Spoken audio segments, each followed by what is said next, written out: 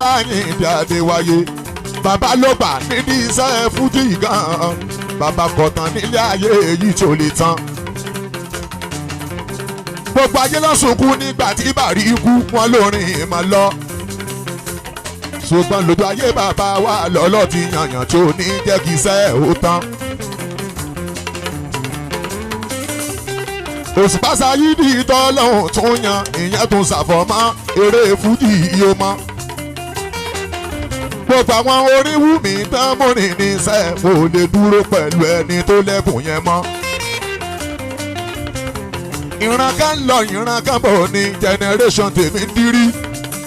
Àwọn àpàjùbà wọn ń bàjì lè rí òbó báyà ọ̀rọ̀ yẹn ayé. Àníká má tọ́jú mi yàn mí mẹ́bọ.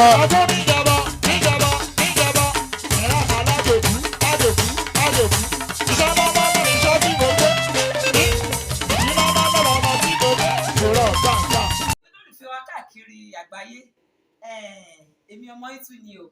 Tóyìn tòmátò ọmọ olókè àgbòbí déńjẹ gbogbo. Mo wà pẹ̀lú ọ̀gá mi pàtàkì ọ̀gá mi àtàtà àwọn ni mẹ́ńtọ̀ tàwa nídìí iṣẹ́ yìí Ààrẹ Abíọ́dún Adéoyè afẹ́fẹ́ ọ̀rọ̀. Ọ̀gá ẹ kí àwọn olólùfẹ́ wa káàkiri tó wọlé. Mo fi àsìkò kí gbogbo àwọn tó láǹfààní láti máa gbọ́ wa àtàwọn tó ń wò wá wípé ẹkú dédé àsìkò yìí o ọdún òdùbí akúfọmọnìyàn ṣe o Ọlọ́run á máa gbà fún wa á rí tiwa ṣe lórílẹ̀-èdè yìí lágbára Ọlọ́run. Ẹ ṣe gọ̀ọ̀gà láwọn àárín kan ọ̀rọ̀ kan ló ń gbòòrò a máa ní ẹ̀ta fẹ́fẹ́ ọ̀rọ̀ bá fẹ́ ṣe event a ṣì ń lọ sínú ètò gangan ẹ̀yin olólùfẹ́ wa ọmọ kan fẹ́ sáré já yín sílé ni a máa ní ẹ̀ta fẹ́fẹ́ ọ̀rọ̀ bá fẹ́ ṣe event pé ọba orin Saheed Osupa lẹ máa ń sóòpè kí ni ìdí tó fi jẹ́ pé Saheed Osupa lẹ máa ń pè sáwọn shows yín. Ó lè rí bí àwọn èèyàn ṣe rò ó dẹ̀ lè má rí bẹ́ẹ̀ gbogbo àwọn olórin tí wọ́n jẹ́ bí àwọn ẹ̀gbọ́n wa àwọn ọ̀gá wa gbogbo wọn náà ni wọ́n jẹ́ olórin tí wọ́n kọrin gidi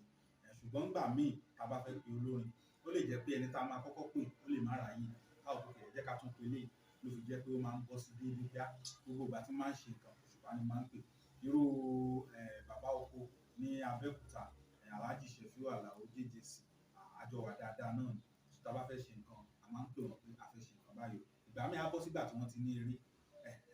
tó lè jẹ́ pé Òṣùpá tá a bá pè ń gbà yẹn tó sọ pé àwọn sì ní déètì sílẹ̀ so tó máa ń jẹ́ kí ó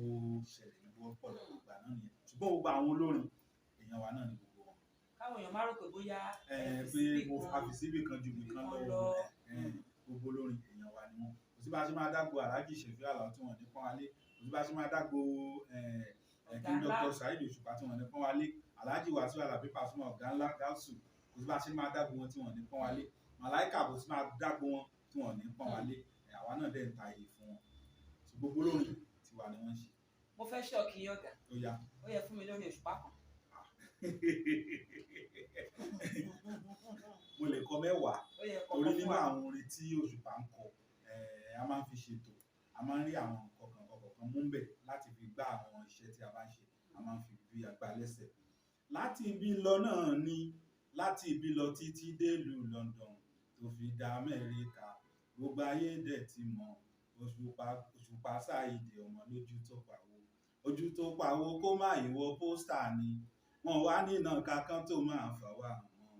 Òṣùpá báyọ̀ gbogbo ayé ti mọ̀. pé mo dé ó sì hàn pé ẹni fi Òṣùpá tí bá fẹ́ ṣe fún yín síwáṣúlíyá ẹ̀kọ́ ní Sefiu Alao kan. kò sí bá a ṣe ní kọrin Sefiu torí àwọn orin Sefiu kọ́ lóríṣiríṣi tá a máa ń kọ ojúmọ́ ire ni o ojúmọ́ ire ni ojúmọ́ ire ni o ojúmọ́ ire ni ilẹ̀ tó mọ̀ mí lè ní o ojúmọ́ ire ni ọ̀nà ṣí ọ̀nà là ojúmọ́ ire ni. ẹ̀yin èèyàn wa full details full interview ṣì ń bọ̀ o mo kàn ní pé kẹ́ sáré jẹ eléyìí náà ni kó tó di ìgbà mìíràn ìpàdé wá tún di ọjọ́ mi ọjọ́ rẹ̀ but ẹ wash out